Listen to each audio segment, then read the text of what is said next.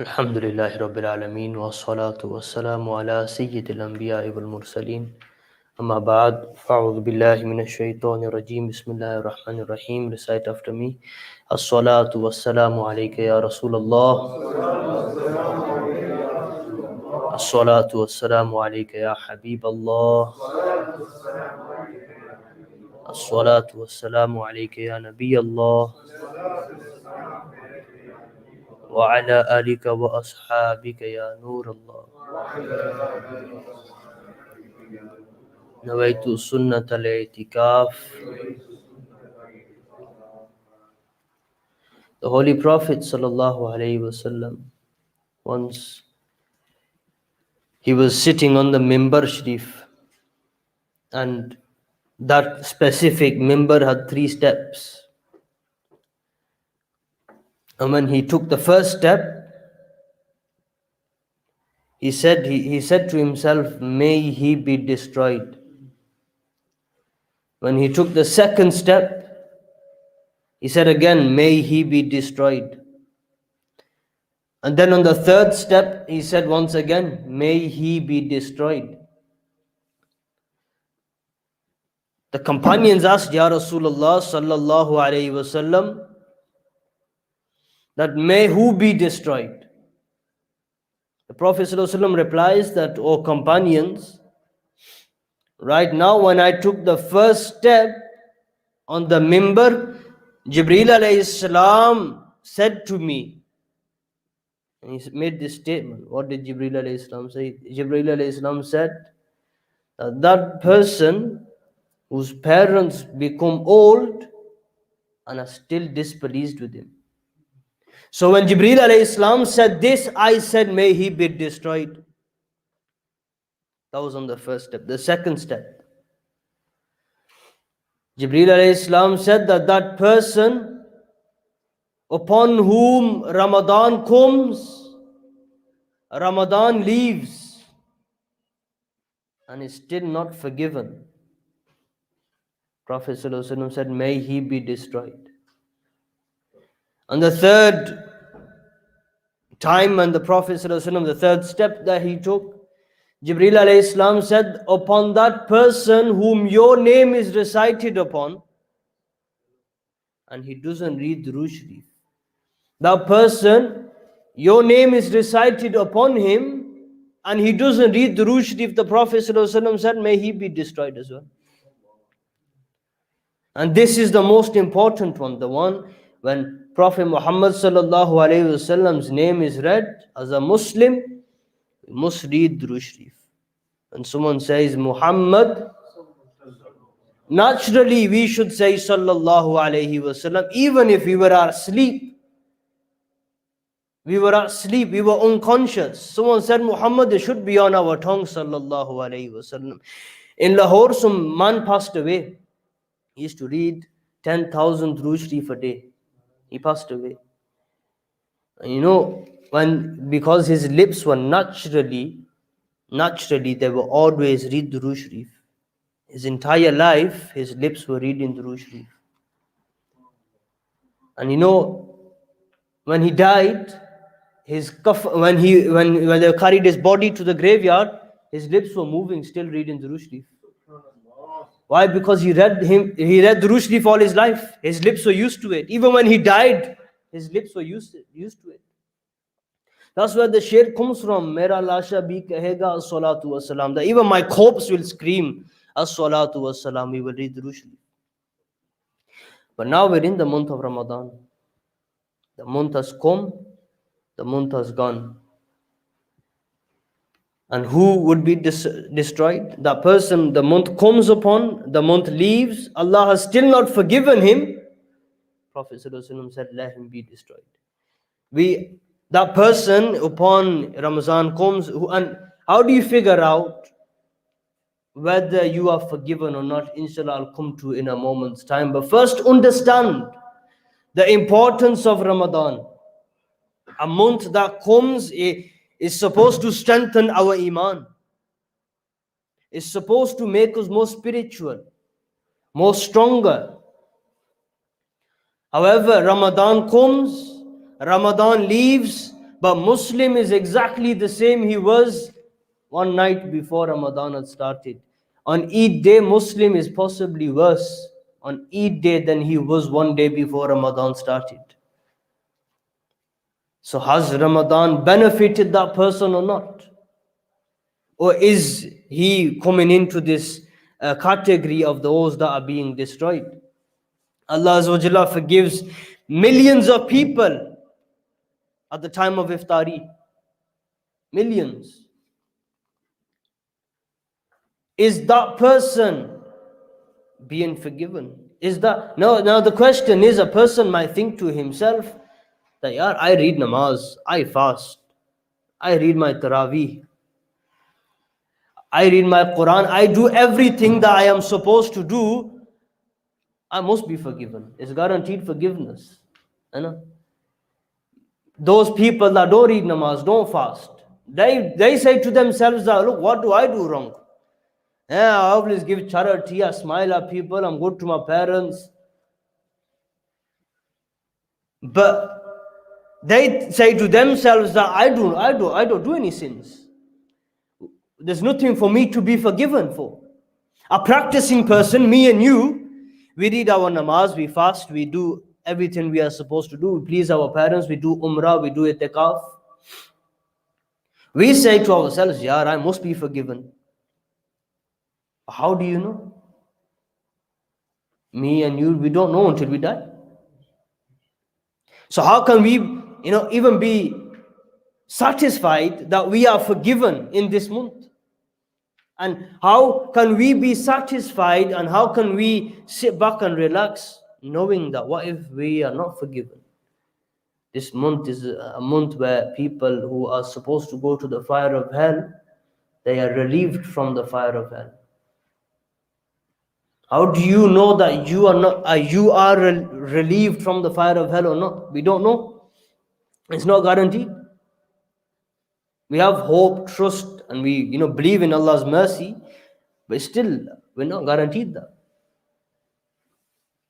That means we need to worship even more. We need to increase our ibadat. Those people that don't fast, that don't, you will be surprised as well. Youngsters, elders, those people, they might even read Jummah. They might even read their 5 namaz. Some don't even fast. They make their own excuse. You get all types of different people, different mindsets, different beliefs. They probably read namaz right next to you. But this month has come, is gone. How do we know we're forgiven? Why does this month come? Why does Allah give us this month?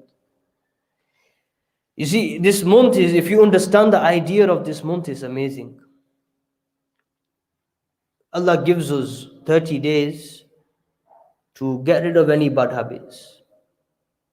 If a person doesn't read his namaz, he gives us 30 days, read your namaz. He removes the shaitan, no more shaitan, read your namaz. He helps you fast as well, eat less. You go to work, because you're fasting, you're not going to look at bad things. You're not going to swear at people. You're not going to have a road rage. You're not going to backbite someone. You're not going to lie and break promises. This is what Ramadan is for, and it is to calm our souls down. Our full year, our body gets hyped up. This Ramadan, this month of fasting, month of patience, it puts you back into your place. And it helps you get rid of all them bad habits. If a person didn't used to read the Quran before the month of Ramadan, in the month of Ramadan, now he'll start to read the Quran. He reads a spara a day, 30 spara in the month, full Quran finished. He picks up good habits. This is now his good habits that he is doing. Now, the test is not Ramadan. Trust me, the test is not. Ramadan is easy because Shaitan's not here. Shaitan's locked up. This is not the test. The test is the day of Eid. The test is the day of Eid when Shaitan comes back out. That's the true test of Ramadan. That now you spend 30 days reading namaz, reading tahajjud, reading tasbih, reading Quran, 30 days without shaitan. That was easy. Shaitan's back in the system now. Let's see how you win this test now. Let's see how you succeed in carrying on these good habits. On the day of Eid, the day after Eid, we know as being an imam, being in the masjid, like you guys would know as well. Tarawih Salah, you'd have loads of people. The last Isha, when it's announced Maghrib time that tomorrow is Eid, and Eid Jamaat, the first Jamaat will be at 8 and the second Jamaat will be at 9. That very same day, it hasn't been 10 minutes, Ramadan is over, you'll hear cars going up and down the road. You'll have the main thing is Isha namaz will now be back to 5-6 people again. Isha namaz will be back to one row in the masjid as it was for the rest of the year. Before in Ramadan, shaitan's locked up, and that's the biggest proof shaitan exists. That at Ramadan time the masjids are full. Soon as shaitan's back out, masjids are empty. If an atheist ever asks, how do you prove shaitan? This is what you tell him.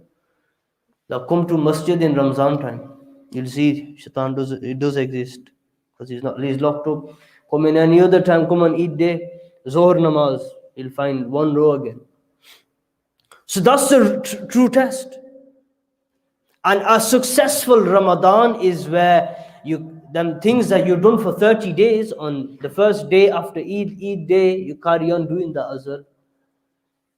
Now think about it. If you live till 60, average person lives 60, 70 years old. Some people live on till 95 and 100. Some people pass away young. But if a person lives till, let's suppose, 60 years, minus 15 years when he wasn't baligh, for example, 45 years, that's 45 Ramadan. More or less, 45 Ramadan. Now in the first Ramadan, let's suppose he started to read Quran, once para a day. In the very first, when he was 16, he started to read once para every single day. And on Eid day, he never stopped. He started on the first para on Eid day. 30th para on the night before Eid. And first para, he started the Quran all over again on the first day of Eid. And like this, the entire year, he read once para a day. And next Ramadan, now he's become habitual. Because every single day he's been reading the Quran. He's been reading once para every day for 1 year. That's finishing 12 Quran-e-Pak. Yeah. Now, how old was he? For example, he was 16 years old. That was one good habit he picked up. One good habit. Now, when next Ramadan comes, he already reads the Quran. He already reads the Quran every single day. That's normal for him. He will now try to find something new to do. So let's suppose he reads tahajjud every morning now. This Ramadan, he makes the intention that I already read my 5 namaz. I'm going to fast anyway. And now I read my once para every single day. Now I'm going to read tahajjud every single day.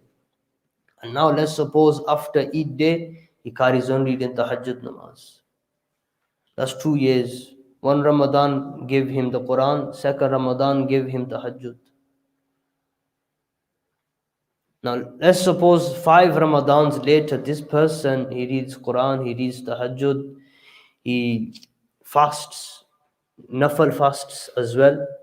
He reads nafal salah, and he reads 10,000 Durood Sharif a day. This is his 5 things he's picked up on in 5 years. Now imagine doing this every single Ramadan for 60 years. Is that person not going to be a successful Muslim? Do you get the idea? This is what Ramadan is for. You pick up your good habits, you get rid of your bad habits. Allah helps you by taking shaitan away. And then when shaitan comes back, he gives you double reward because now shaitan's here.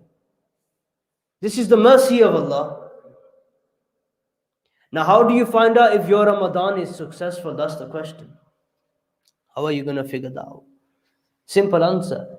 On Eid day, you'll find out whether your Ramadan is successful or not. If you have changed. One day before this Ramadan, you were one person.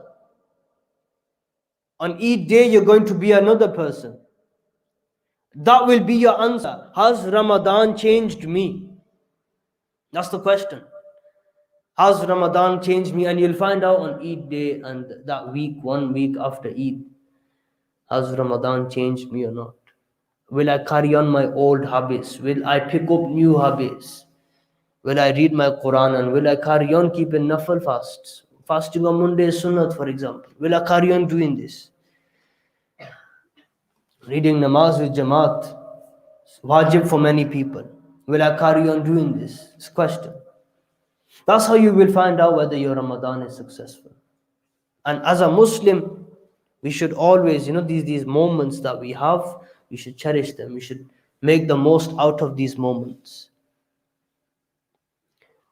And spending them in negligence, here, there, wasting time, playing games, that's a waste. And honestly, you're going to realize it's a waste when you're laying flat in the grave. That's when you realize something was a waste.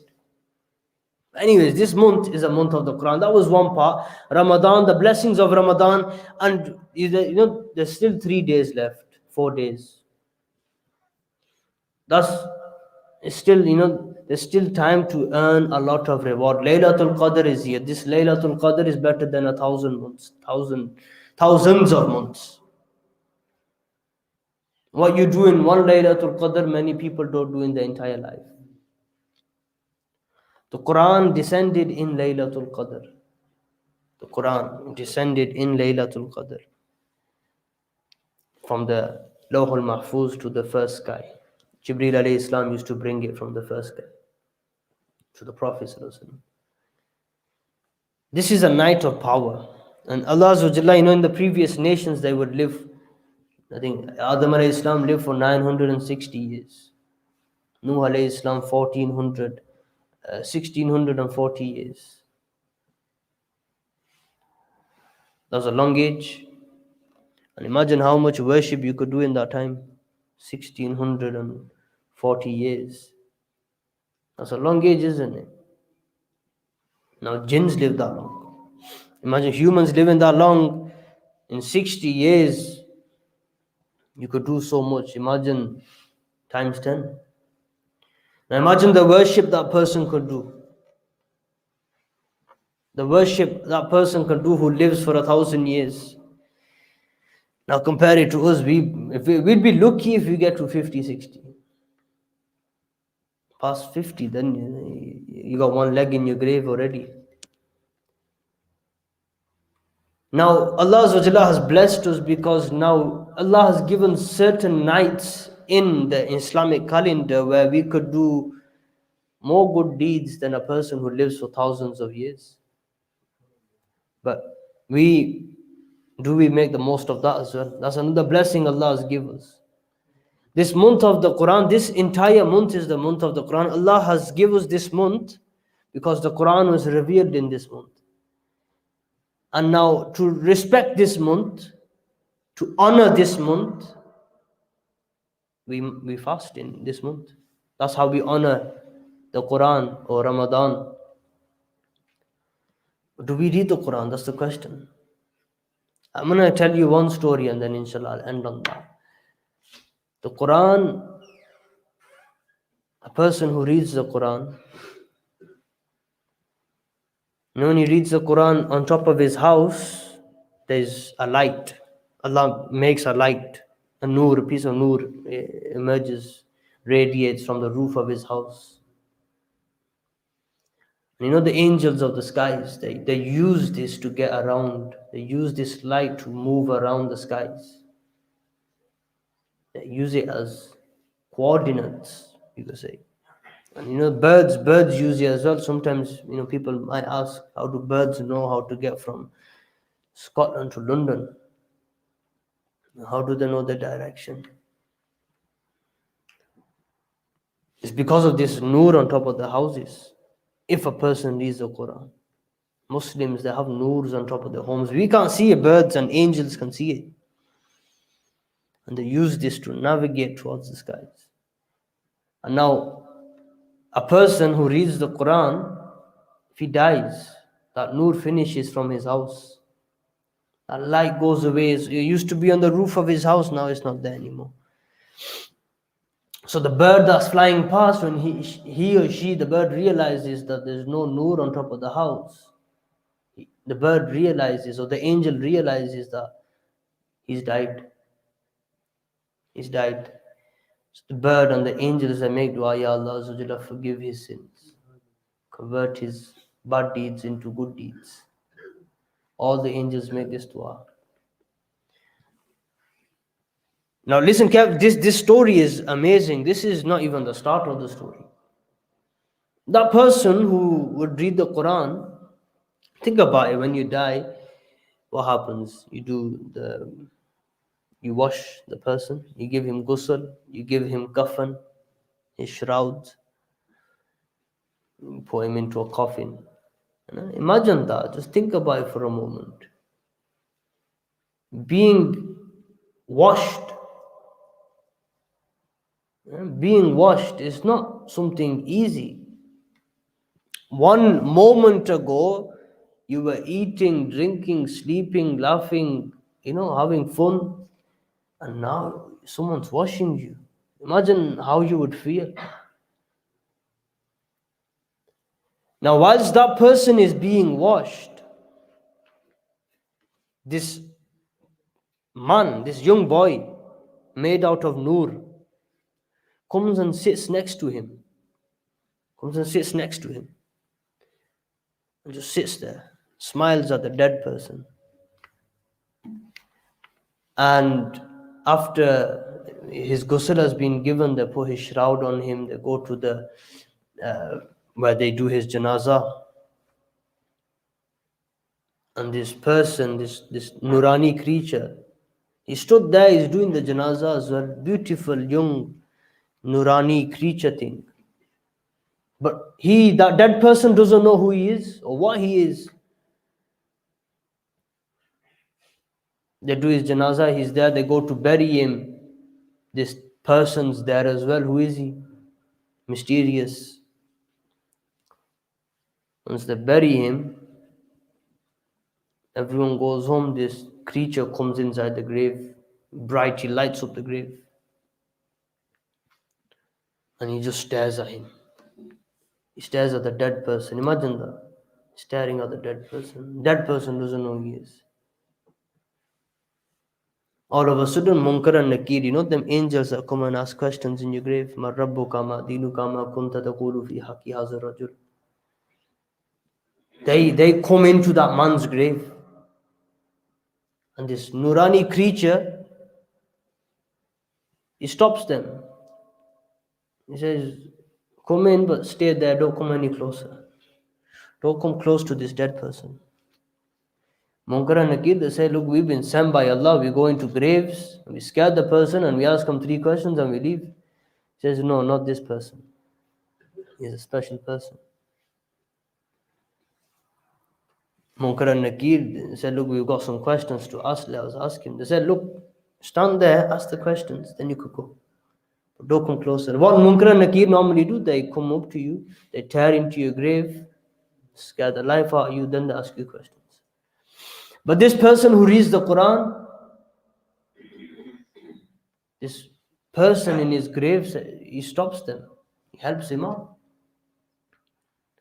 He backs him up. Munkar and Nakir closed their books and said, look, because Munkar and Nakir said to that person that, look, we've been sent by Allah. He says, I've been sent by Allah as well. Munkar and Nakir closed the books. They said, look, if he's sent by Allah, then and we're sent by Allah, he must be a special person then. So they close the books, they don't even ask him the questions. Now, this Nurani creature turns back around to the dead person inside the grave. And he says to him, do you know who I am? He says, don't know. You followed me since I died. I don't know who you are. He says, you used to read the Quran in the day, in the night. I used to make you thirsty. I used to make you cry. I used to make you tired. I used to make you smile. And you used to hug me. You used to kiss me. You made me a friend in the dunya. But I couldn't be your friend in the dunya. The Quran says that now you have no friends and family. Now I'm your friend. Now I'm going to back you up. Now I will be that friend that you deserve. That Nurani creature is the Quran that is sent to him by Allah subhanahu wa ta'ala. So he says to him, look, I'm going to go to Allah. I'm going to ask him to make your grave big, so the furthest you can see, that's how big this grave is going to be. So far as the eyesight can see. That's big. Imagine how far your eyesight, that's the horizon, isn't it? And that's one. Number two, I'm going to ask all the angels to bring bad decorations down from Jannat, decorate your grave, and I'm going to ask Allah to forgive your sins. Three things. He goes all the way to the skies. He goes to Allah subhanahu wa ta'ala's court. And he asks Allah for them three things. Allah forgives his sins, makes his qabr as far as the eyesight can see. And then also, when he comes back down into the fifth heaven, he grabs 4,000 angels, this Nurani creature, says to the angels that get all the decoration of Jannat. Bring all the blankets, the lanterns, the beds, all the silky garments, the perfume. Bring everything. 4,000 angels come into that grave. So, when this Nurani creature comes back into the grave, he says to the dead person that when I went, did anyone give you any taklif? Did anyone cause any sort of disharmony in the grave whilst I was gone? He says, no, I'm safe and sound here. So now 4,000 angels decorate his grave. They put lanterns on each side of the grave. They make his bed from silk and heavenly garments. His grave now is a beautiful garden from heaven. And that's him there now. He will stay in the qabr, in the grave, and it's a garden from the gardens of heaven. And the Nurani creature says to him that, look, this is not it. Now, on the day of resurrection, when the trumpet is blown, I'm going to be with you. We're going to go together towards the scales where your good deeds and bad deeds are measured. I'm going to be with you. On the bridge of Sirat, I will be with you. All the way until you reach inside heaven, I'm going to be with you. And this is that person who reads the Quran. And now every day up until the day of judgment, this Quranic creature that Allah has sent, for that person who reads the Quran, he comes to his grave every other day. One day he says to him, your cat has passed away. One day this Nurani creature says to him that your son is reading the Quran, or your son was involved in an accident. So now he gets daily reports of what's going on in the dunya from this Nurani creature.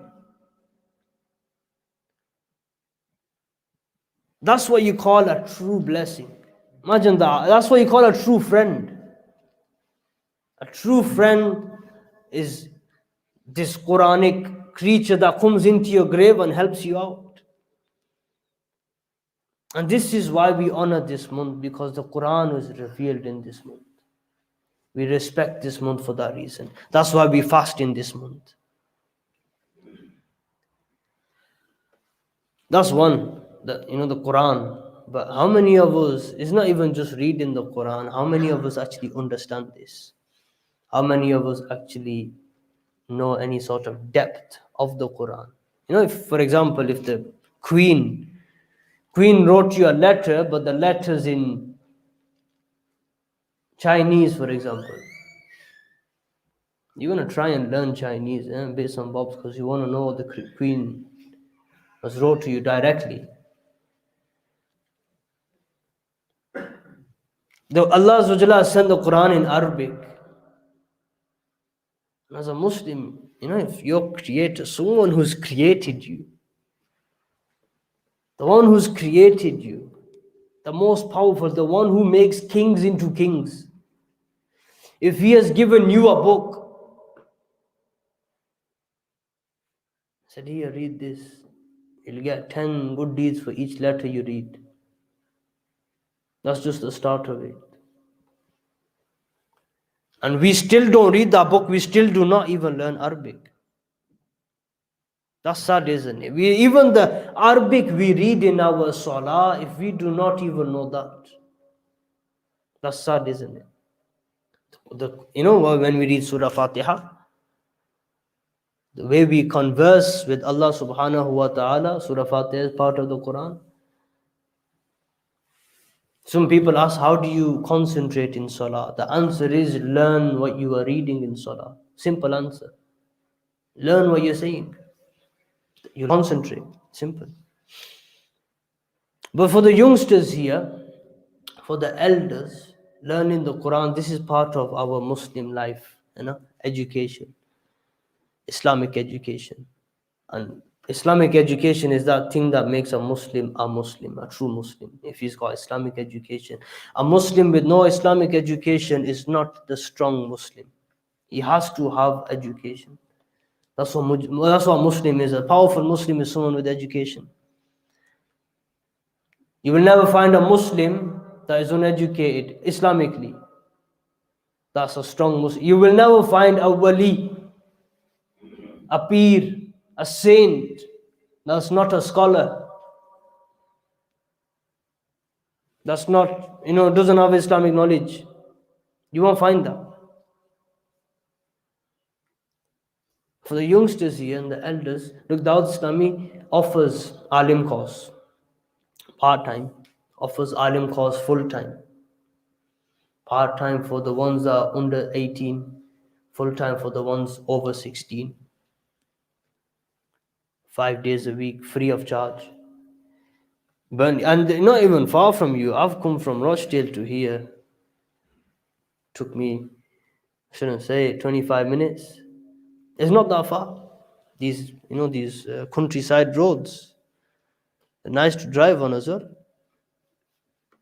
Rochdale is your close Jamia.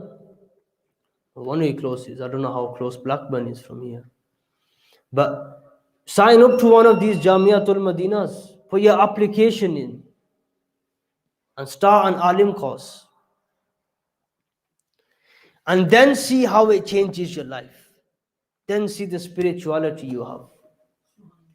May Allah Azza wa Jalla give us the ability to remember and act upon what has been said. May He give us the ability to remember, act upon, and then convey this to other people as well. Ameen bijahi nabiyil amin. Sallu ala al-habib.